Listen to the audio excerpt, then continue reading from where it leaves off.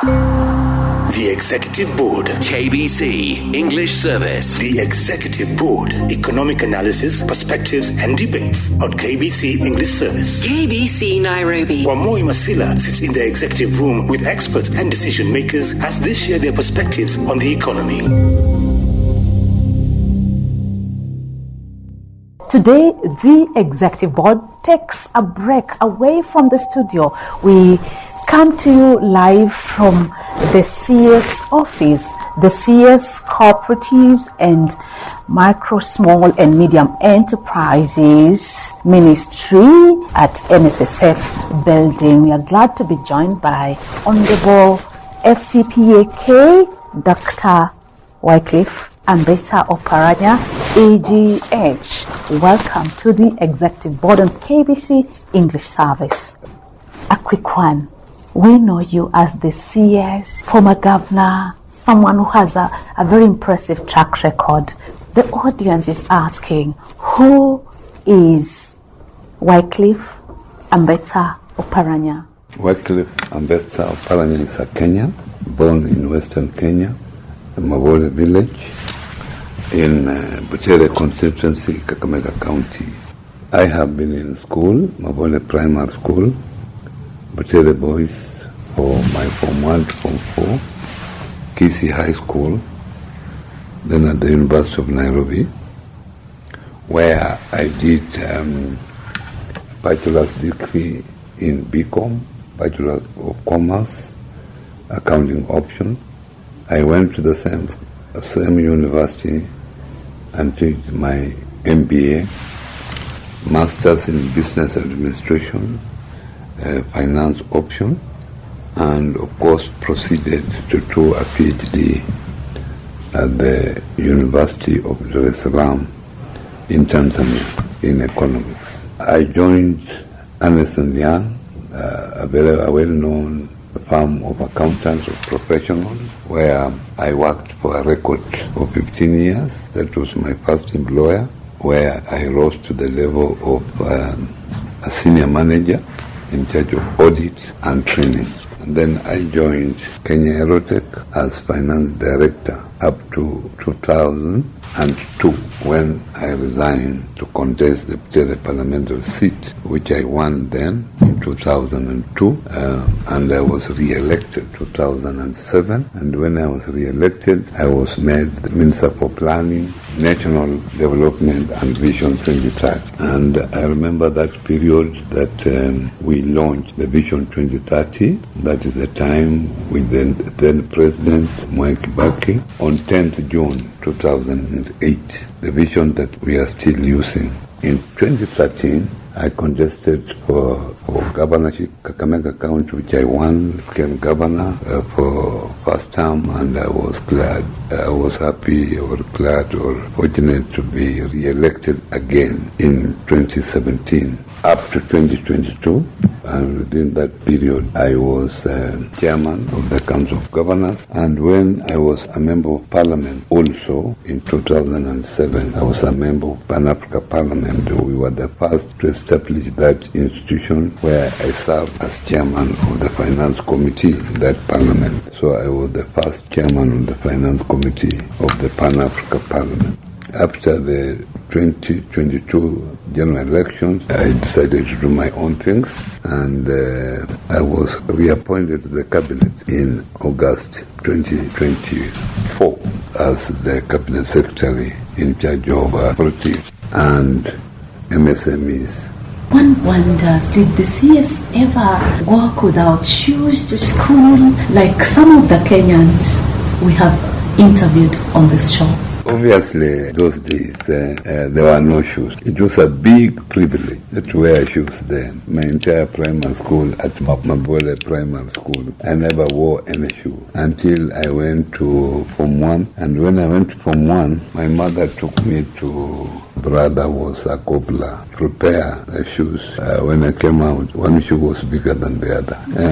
And that is what I can remember. But I was a day scholar to Tere Boys, but that was just for the first term. Thereafter, because Tere Boys from my home is about 5 kilometers, so I used to walk to school, but later my uncle decided that I should be a boarder. The fees then was 600 shillings to be a boarder, which I could not manage that particular time. What motivates you to wake up every morning and come to work? As you are aware, I believe in discharging my duties. When I'm given duties, I discharge them diligently based on my responsibilities.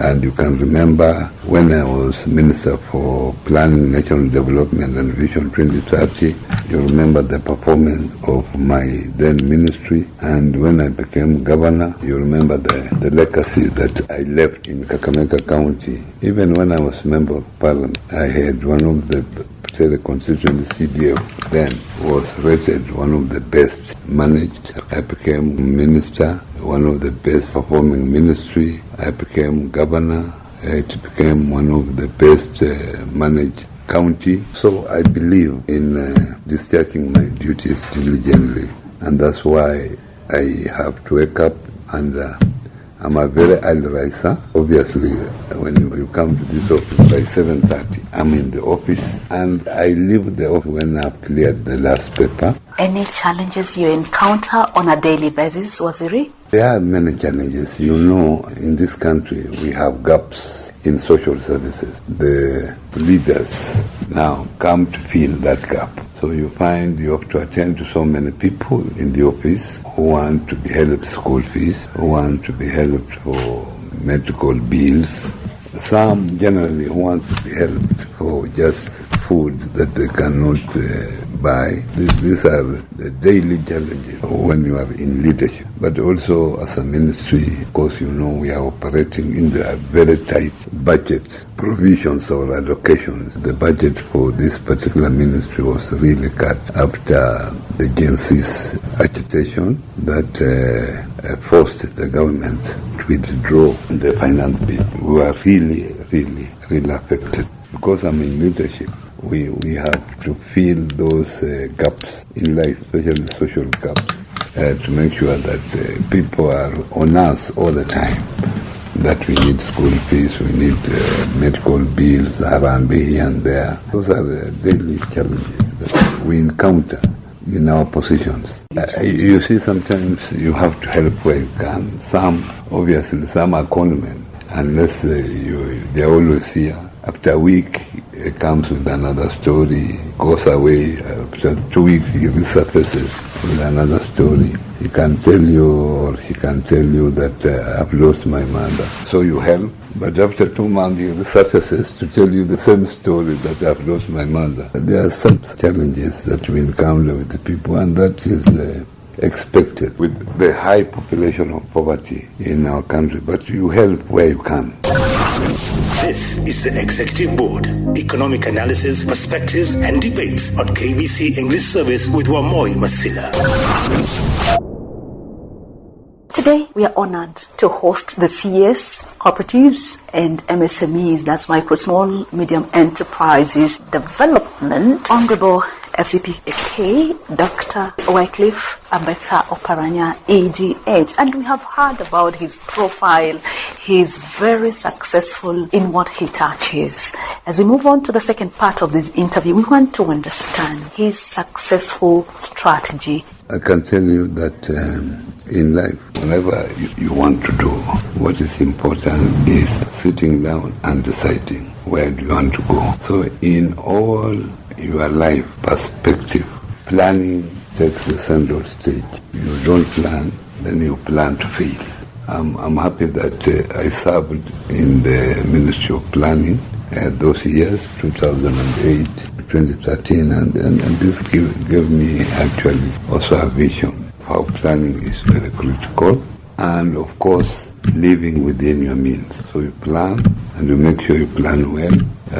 You say, this is my targets for this year. Those targets, you reduce them to monthly, And even those targets, you can now reduce them to daily, so that you have targets, even at individual level or at even workplace. Secondly, you must know what environment you are operating in, who is who in that environment, who is the key player. Unless you do that, then you find that you can't do everything. You have also to rely on other people. So that's why you have to know in this particular environment who can help you my targets. So you identify them, and having identified them, you make sure they also understand your vision, that this is where you are going. And if you find that there is deficiency in these particular people, you make sure that they are trained and they understand their work properly. Because when you achieve in life, it is not only you that you are achieving. People who are around you assist you to achieve. And for them to assist you to achieve, they must understand your vision very well. Those are the few things that has enabled me to progress. And also understanding human beings, because human beings' reasoning capacity, they are not of the same. You should appreciate people work around you, that they have their limits. There is an extent they can support you. Sometimes they are incapacitated in various ways. And you make sure that you build a team around you that will help you achieve your objective. And that objective must be communicated very clearly, must be understood. And that's what you do at individual level. I have been successful that I've never created any enemies. If there is an enemy around me, that's a perceived enemy. This brand, Waziri, with a very touching and successful profile, is he too big to fail? You know me, I don't think of failing. I have told you my impressive history, what I have done well. Of course, there have been shortcomings here and there. You remember even one time I was taken to anti-corruption, and I came out clear and I said, if they have something to prove, let them court. They just disappeared. This is the Executive Board, economic analysis, perspectives and debates on KBC English Service with Wamoi Masila. Finally, in the third and last part of this interview on the Executive Board, where our guest, he has no regrets, the CS, cooperatives and MSMEs development. And we are even looking forward to greater heights, if God wills. Yes. Now, you are one of the brains behind Vision 2030. That time, you are the Minister for Planning and Vision 2030. Currently, as we take you through this interview, you're the CES of cooperatives and MSMEs development. How would you describe the status of the economy currently? We started off very badly when the Kenya Kwanza government came into power, caused the struggle, and you remember at that time is when there was a lot of demonstrations, the youth making noise. But I'm happy that the government has been able to come out of it. Of course, they have come out of it, and you can see now economic macro indicators like inflation gone down, interest rates in the banks, our foreign exchange reserves, they are now even improves. The problem that we have had is that the people at the low economic pyramid have not felt that. If you go to them and tell them that the economy is doing well, they will even evict you because they don't feel that. And that's why this particular ministry was actually created, and is one of the 5 pillars of the current government's economic agenda. It's now being targeted that let us look at the people at the low economic pyramid. How do we bring them in the formal economy? Because if I can give you a very simple example, you do not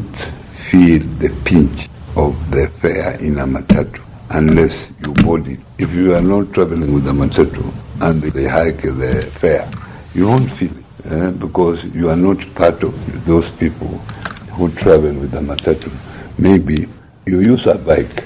So when the government now is addressing, and it is part of the agenda of this ministry, to see that how do we bring up the people at the lowest pyramid. And that's why we are saying, these people, what do they need? First of all, people must survive, must make sure that they have food, shelter, and they have clothing. These are the basic needs of human beings. And that's why at that level, we have encouraged women to form groups so that we are able to support them, people to come together, do small businesses so that we are able to make sure that we train them, we tell them, here are the finances then that you must have, you should access. We have Wealth Fund, we have Youth Fund, we have Women Fund, we have even the Hustler Fund, which now the government is putting at the disposal of these people so that they are able now to engage in sort of some economic activity so that if the fares go up, they can board a matatu and they feel the pinch of being part of that economy. So what we are doing is an inclusive approach so that everybody from the lowest to the top, they are part of the economy, that we are moving everybody. We plan to carry out a survey to establish how many small businesses we have. They talk of 7 million people in small businesses. But this was a survey which was done in 2016. We need to do a current survey. Then talk to these people, engage. We have started what is called public-private sector MSME dialogue, where I have taken key players in that sector to be chaired by the government. These key players come on the table and they bring the problems of these small businesses that they interact. And as a government, we'll then look at it and say, is it a policy that is lacking to help these people? We need legislation to help people so that these people are able to do their businesses freely. These people are in the counties out there. How are the counties treating these small businesses? So we must have county governments also on board so that we target these small people, because from these small people we can develop millionaires if we progressively and strategically support them. This is happening in India. In India, they have a ministry of MSME that actually focuses on business, startups, and the government will guide you up to the time you become a big enterprise. And it is happening successfully. South Africa is doing the same. So Kenya cannot be left behind. So where I sit now is to make sure that these small businesses thrive, because these small businesses are the ones that can easily create a job. When you open a shop, you will require a watchman. That is your first thing. You will require a loader. As easy as that. This small business can easily create a job without any complications. You open a job, you see a watchman there who is able to come and work. You see a friend whom you think you trust becomes your cashier. You have created 2 jobs very easily. If these people are supported, they will create more jobs and they will create wealth, and that is now my target. The challenge of MSMEs in the country, if I refer to long-time data, you understand all these things, and that is really great that you're also bringing to this ministry. Back research has shown that most MSMEs don't live to see their 3rd to 5th birthday. Mechanisms you're putting in place as a ministry to try and deal with this challenge? From research, they say that MSMEs don't live beyond 3 years. And that is what we are looking at. Why do they not live beyond 3 years? One is finances. It's very difficult for this small business to go to the banks and get loans. Or when they go to the banks, then the interest rates are high. They are unable to pay those interest rates, and that's why most of them, they flop. As a government, we have now created avenues for finances, and I've mentioned the sources of finances. So instead of these small businesses going to the banks to have high interest rates, we are saying government availing such a funds for you And you see, the budget allocation for these funds will depend on the demands. Number two, these small enterprises also fail because of governance. The owners, they are not financial literate. They do not understand management. They do not understand that if you have 100 shillings, you go and buy unga, you want to sell it, you buy unga for the 100 shillings and you sell it for 120. It's only the 20 that is profit. But that is gross profit. There are other costs that you have to net in so that you get net profit. And of course, the business acumen is also low. So the government is coming in now to say, we are ready to train you so that you are financially literate, you can understand the financial management, and you can understand business acumen. But as you progress also, we show you the way. We say now, embrace IT. IT is very important. It makes you more efficient and effective in your administration. Embrace IT. And number three, as you move on, maybe you have now measured into having more product. You have expanded. Where is the market? You have a market for your good. Or if you have now entered, you are a small business person, you have entered into manufacturing, where can you sell your products? As a government, we are telling you this is where you can sell your products. As a government, we are bringing you together from different sectors. You compare. That's why we have several MSMEs, so that they are able to share experiences. That's critical. They share experiences, they come together, they sit in such a boardroom. From there, they learn. We have gone further as East Africa community and said that we want now to create a common market for MSME. And we are going to have a trade fair in Kenya in October this year. It has been on. Last year it was in Southern Sudan, so that they are able to bring their goods there. And we are also roping in Kenya Bureau of Standards to make sure that the goods that they produce are of good quality, that they can also be exported. So our responsibility as government is to create good policies, good legislation, and guide the small businesses to grow. Yeah? So that you start small, you start manufacturing, start exporting. And as you do that, we are moving that journey together. And that's why we have started public-private dialogue, MSME dialogue in my ministry. And finally, your parting shot on untapped opportunities within your ministry and the economy at large. There are so many opportunities that maybe the small businesses do not know. One, the government has offered 30% to these small businesses in all government tenders.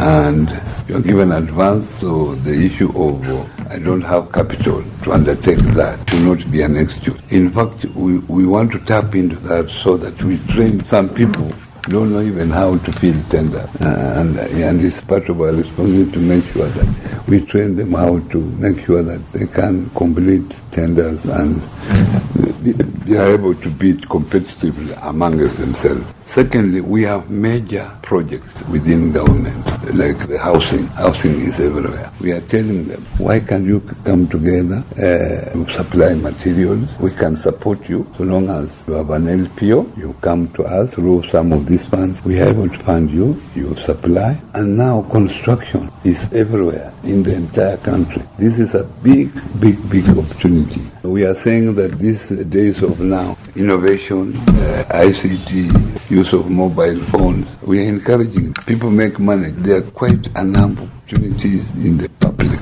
And lastly, we are giving them an opportunity to go abroad. If they feel that they don't want to do businesses, they just want. Because not everybody that is born will do business. Some like business, some don't. Some want to just be employed. Yeah. Some want to be employed themselves. So those who want to be employed, we are also creating opportunity through the Ministry of Labour. The government has created that opportunity to go abroad, and as a ministry through MSME, we are supporting them through Wesofund. If you don't have a ticket, we can give you money. You buy a ticket, where you get a visa. All those are funded by Wesofund. And when you go there, because you go there when, of course, your employer has been incentivized, and then you pay back within 6 months, and others will also benefit. And by now, the government has taken over 2,000 people out, and they are planning to take more. So there are many, many opportunities. But we must make sure people are aware of these opportunities. And I think the government has done well.